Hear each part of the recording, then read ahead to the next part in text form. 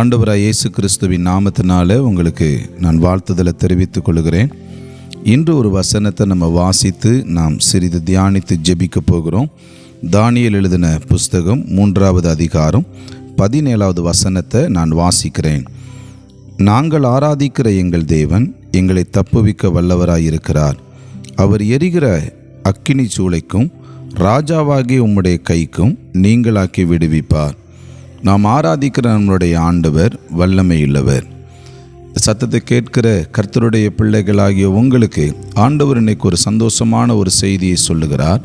நீங்கள் ஆராதிக்க உங்களுடைய ஆண்டவர் வல்லமையுள்ளவர் என்பதை நீங்கள் அறிந்து கொள்ள வேண்டும். அவர் சாதாரண வல்லமையுள்ளவர் அல்ல.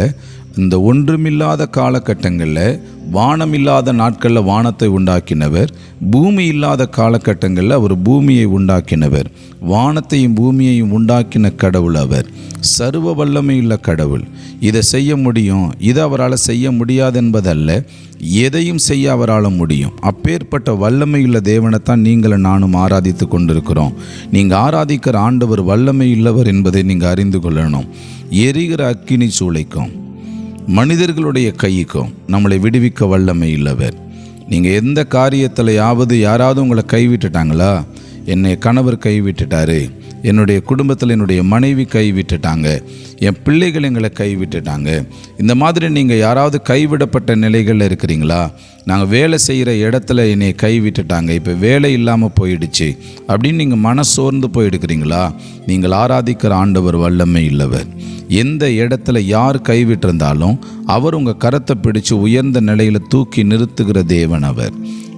நீங்கள் வியாபாரத்தில் கைவிடப்பட்ட நிலையில் இருந்தாலும், நல்ல ஆசீர்வாதமாக நடந்த வியாபாரம் இன்றைக்கி அது ரொம்ப தொய்வடைஞ்சு போயிடுச்சு, ஒரு 1000 ரூபாய் கூட ஓட மாட்டேங்குது, 500 ரூபாய் கூட எனக்கு வியாபாரம் நடக்க மாட்டேங்குதுன்னு நீங்கள் நினைக்கிறீங்களா? கர்த்தர் இந்த நாளில் வல்லமை உள்ளவர் என்பதை நீங்கள் அறிந்து கொள்ளுங்கள்.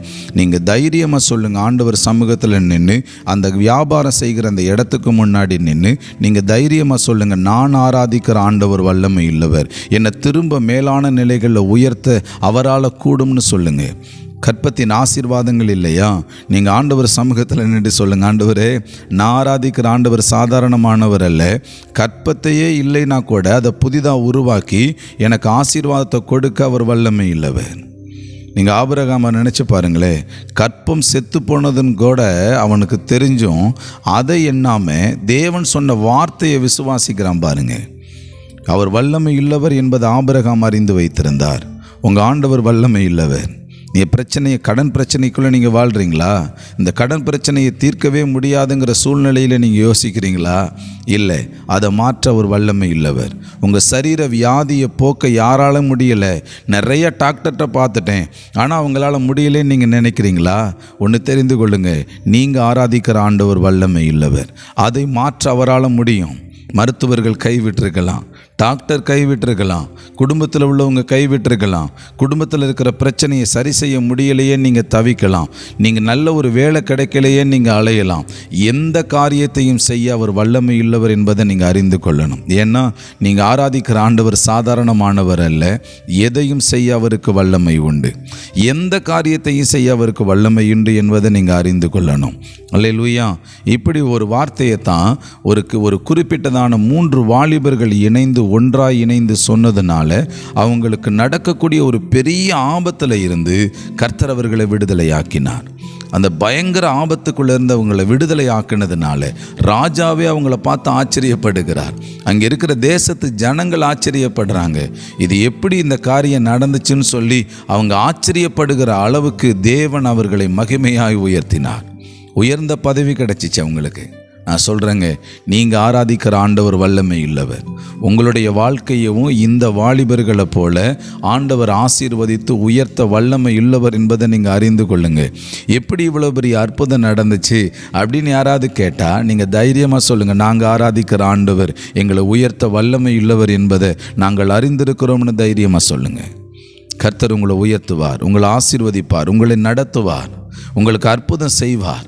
நீங்கள் சுகத்தின் சாட்சியை நீங்கள் சொல்லுவீங்க. அல்லேலூயா. நாம் எல்லாரும் இணைந்து அப்படியே ஜெபிக்க ஆரம்பிப்போமா? ஆமீன். கண்களை மூடிடுங்க. கர்த்தர் நல்லவர். ஆண்டவரே, நாங்கள் துதிக்கிறோம். இந்த நாளில் நீர் எங்களுக்கு ஒரு வாக்கு தந்திருக்கிறீர்.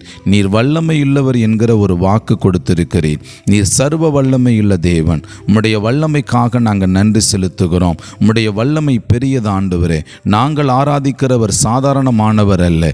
அற்புதங்களை செய்கிற தேவன். உம்முடைய அக்கினி வெளிப்படட்டும். அற்புதத்தின் கரம் வெளிப்படட்டும். இயேசு கிறிஸ்துவின் அதிகாரமுள்ள நாமத்தினால தேவனுடைய வல்லமை இப்பொழுதே இந்த ஆராதனையில் கலந்து கொள்ளுகிற பிள்ளைகள், இந்த ஜெபத்தில் கலந்து கொள்ளுகிற ஒவ்வொருத்தர் மேலேயும் இறங்கட்டும்.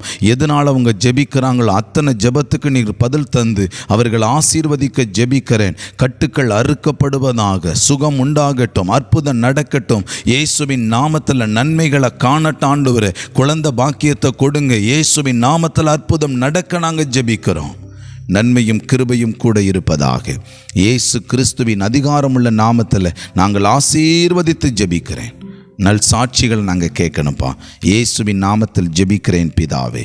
ஆமேன், ஆமேன். கர்த்தர் உங்கள் ஜெபத்தை கேட்டிருக்கிறார். ஒரு தைரியமான விசுவாசம். நாங்கள் ஆராதிக்கிறவர் வல்லமை இல்லவர், சர்வ வல்லமை இல்லவர். உங்களுக்கு அற்புதங்களை செய்ய அவர் ஆயத்தமாக இருக்கிறார். பெற்றுக்கொள்ளுங்க. கர்த்தர் உங்களோட கூட இருப்பாராக. ஆமேன்.